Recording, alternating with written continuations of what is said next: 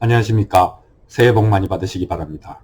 오늘은 집착하지 말라는 것이 아니다 라고 하는 제목으로 이야기해 보도록 하겠습니다. 우리는 이제 현대사회에서 무슨 일을 이루려면 사실은 뭐 열심히 해야 되죠. 그래서 뭐 미쳐야 미친다 이런 말도 있지 않습니까? 그러니까 어떤 일을 열심히 또 자나깨나 그 생각을 하고 그 다음에 그것이 되고 안 되고에 따라서 나의 그 희비가 엇갈리고 하는 것들이 이제 있게 마련이고, 그런 것들을 성공적으로 이제 이루어내어야 어떻게 보면 성공적인 삶을 살 수 있다, 이렇게 이야기할 수 있는 것이 현대인의 삶이죠. 예를 들면 뭐 자식에 대한 부모의 마음 같은 거는 뭐 자나깨나 그건 버릴 수가 없잖아요. 그 뭐 엔드리스 무한 AS를 해야 되는 그런 마음이 끼고 있죠.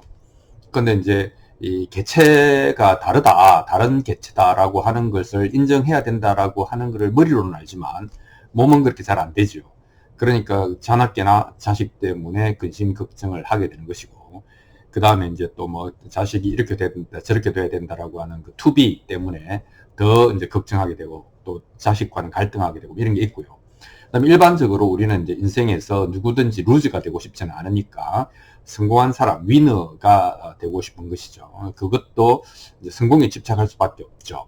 그리고 이제 뭐니 해도 돈에 집착하고, 그 다음에 자아에 대한 어떤 자존감 이런 거 다치고 싶지 않죠. 마음의 상처 입고 싶지 않은 겁니다. 이런 것들은 우리가 생명이 있기 때문에, 또 생명 이런 것들은 다 집착하게 되죠. 그건 우리가 생명 활동을 하고 있기 때문에 어떻게 보면은 뭐 비교적 자연스럽게 집착하고 있는 것들입니다. 그런데 이 집착 혹은 욕망의 갈래가 있는 거죠. 이게 두 가지 정도 있는 것 같아요. 하나는 인정할 만한 거고, 또 하나는 이게 좀 문제가 있는 건데, 인정할 만하다 혹은 문제가 없다고 생각되는 것은 뭐 이런 겁니다. 내가 그 일을 열심히 집요하게 추구를 하는데 그러면 살아있는 것 같고 신바람이 나고 설레이고, 일을 하는 동안 시간 가는 줄 모르고, 일이 좀 어려워도 할만하고, 그 다음에 실패해도 다시 하고 싶고, 이런 거는 뭐 괜찮지 않습니까? 그러니까 심지어는 이럴 경우에는 세속적으로도 성공 가능성이 굉장히 높은 거죠. 그리고 그렇게 열심히 일하는 모습이 다른 사람들 눈에 좋게 보입니다. 아름답게 보입니다. 근데 이 반대도 있겠죠. 이게 이제 우리가 이제 야, 그거 집착이야, 내려놔 라고 충고를 듣게 되는 행동 양식이 있는 것이죠. 그 정반대로 신나지 않고 설레지 않고 아득하고 너무 지루하고 너무 어렵고 자기가 갈려 나가는 것 같고 영혼이 마모되는 것 같고, 그리고 성공해도 기쁘지 않고, 심지어는 이런 것들은 반대잖아요. 그런 것들은 번뇌를 일으키는 집착이니까 이거는 생각을 해봐야 되는 겁니다. 그래서 혹시 내가 집착하고 있는 것 같긴 한데, 이 집착은 외부에서 만들어져서 나한테 주입된 욕망이 아닌가, 거기서 비롯된 집착이 아닌가, 나는 이거 없으면 큰일 나는 줄 알고 있는 착각을 하고 있는 것이 아닌가, 이런 생각을 해봐야 된다는 것이죠. 그래서 무슨 일을 열심히 하는 것만으로 집착이 아니고 번뇌를 일으키는 것을 우리는 야, 집착이야 그건, 이렇게 표현한다는 것이죠. 그래서 이 이제 오늘 이야기의 주제는, 그러니까 마음 공부에서 집착하지 말아라고 하는 것은 정확한 표현은 아니라는 겁니다. 집착하지 말라가 아니에요. 정확하게는 집착할 만한 것이 아니다라고 하는 것을 알아라. 요게 지혜죠. 그래서 이제 뭐 불교라든지 마음 공부는 지혜의 공부다, 지혜를 공부하는 거다, 이렇게 이야기를 하는 것이죠. 여러분, 집착하지 말라, 내려놔라 하는 것은 좀 억지로 강제로 하는 거잖아요. 그것은 욕망을 누르는 거잖아요. 근데 그 본능적 욕망을 이기는 사람은 아무도 없거든요. 그 욕망을 이해하고 벗어난 사람은 있겠죠. 그래서 우리가 이제 그래서 지혜를 공부하는 것이 마음을 공부하는 것이다라고 한다면, 그럼 지혜가 뭐냐? 근데 그 지혜의 키워드가 뭐냐?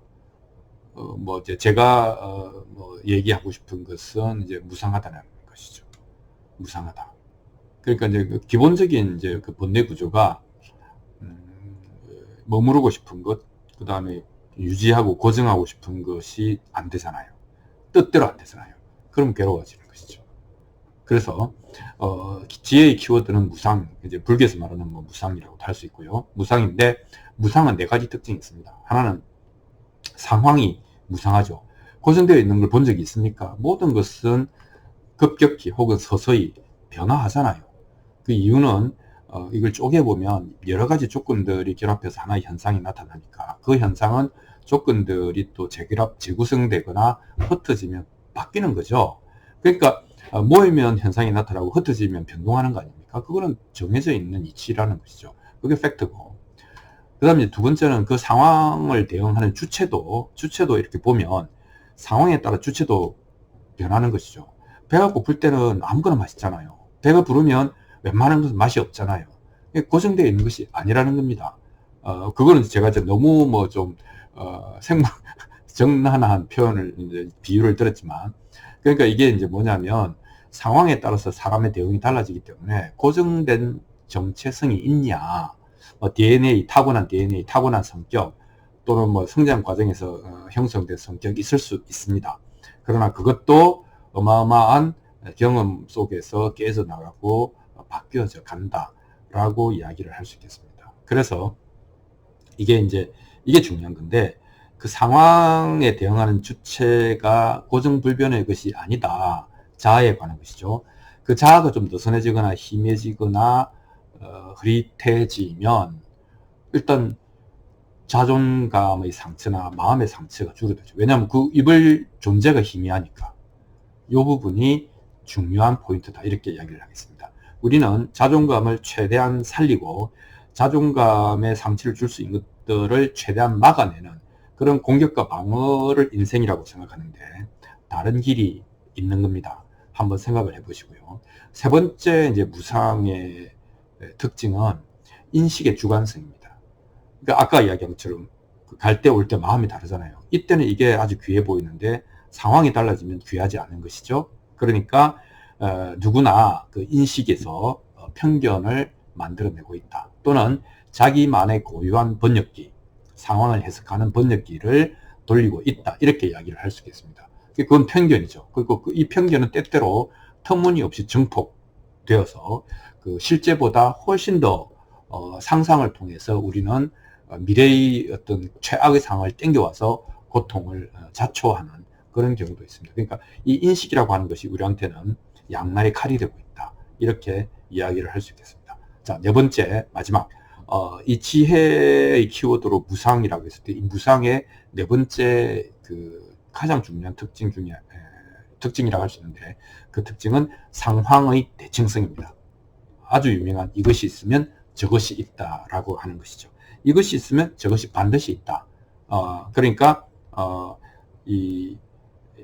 만약에 우리가 잘 정돈된 거리, 잘 꾸며진 카페를 좋아하지만 엔트로피 법칙에 의하면 앞마당의 질서는 뒷마당의 무질서와 정확히 대칭하고 플러스 마이너스 제로가 된다라고 하는 거잖아요. 근데 우리는 그 왕이 되려는 자, 그 왕관의 무게를 견뎌라는 말이 있는 것처럼 그 항상 대가가 있는 일인데 우리는 뭡니까? 대가 없이 그것만 원하잖아요. 그래서 이것이 있으면 저것이 있는데 저것을 밀어내고 이것만 취하겠다라고 하는 데서 될 리가 없는 것을 원하기 때문에 또 이 무상의 구조를 이해하지 못하기 때문에 번뇌가 된다. 집착이 번뇌가 된다. 이렇게 이야기할 수 있겠습니다. 자, 상황은 변한다. 주체도 변한다. 그 다음에 인식은 편견을 갖고 있다. 상황은 대칭적이다. 이 네 가지가 무상하다라고 하는 것을 이제 이해하는데 도움이 될 거고, 무상을 이렇게 이해하면 우리가 나쁜 상황을 만나건 좋은 상황을 만나건 상황, 주체, 인식의 주관성, 그 다음에 상황의 대칭성, 이 네 가지를 가지고 좋은 것도 나쁜 것도 평탄화 작업을 심리적으로 할 수 있을 겁니다. 자, 정리를 하자면은 내가 갖고 있는 내 몸, 내 생각, 그 다음에 내 느낌, 내 의지, 내 기억, 이런 것들은 처음부터 있었던 것은 아니죠. 끊임없이 상호작용하면서 형성되어 온 것이다. 다르게 이야기하면 조건화된 것이다. 또 다르게 이야기하면 절대적인 것이 아니다. 이렇게 이야기를 하겠죠. 나와 너가 다른 것은 다르게 조건화되고 다르게 형성되어 왔기 때문에 다른 거다. 원래 다른 것은 아닐지 모른다. 이렇게 이야기를 할 수 있겠습니다. 자, 그래서 마음 공부할 때 우리는 명상을 합니다. 명상이 뭔가요? 좌선, 앉아서 눈 감고 허리 펴고 앉아서 있거나 일상생활을 하거나 명상은 똑같이 할 수 있습니다. 뭐냐면 명상은 딴 게 아니고 이 몸과 마음, 이 몸과 정신활동이 모두가 무상한 것이며 고유한 정체성이 있는 것이 아니고 변화 가운데 있고 형성된 것이다. 그러므로 내가 붙잡아야 될 만한 것이 아니다. 라고 하는 것을 이해하면 또는 적용해서 구현하면은 그것이 명상이다. 이렇게 이야기를 할 수 있습니다. 그래서 명상은 무조건 해야 되는 것이고 무조건 내 몸에 붙여야 되는 것이다. 이렇게 이야기를 할 수 있겠습니다. 자, 그렇다면 그러니까 몸과 마음, 나의 몸과 마음, 즉 내 삶, 내 생명은 어떻게 보면은 무상한 것이다. 그다음에 무하다. 이렇게 이제 뭐 이론이 이해가 됐다 칩시다. 그러면 실전에 써먹어야 될 거 아닙니까? 써먹는 방법은 두 가지입니다. 하나는 뛰어들어도 좋고, 또 하나는 관망을 그냥 바라보기만 해도 좋다. 선택할 수 있다. 라고 하는 것이죠. 이제 이런 것이죠. 이게 내가 지금 연극하고 있다라고 하는 것을 깨우친 거예요. 자, 그러면은 내 배역을 열심히 할 수도 있고, 그냥 설렁설렁 할 수도 있고, 다 좋은 겁니다.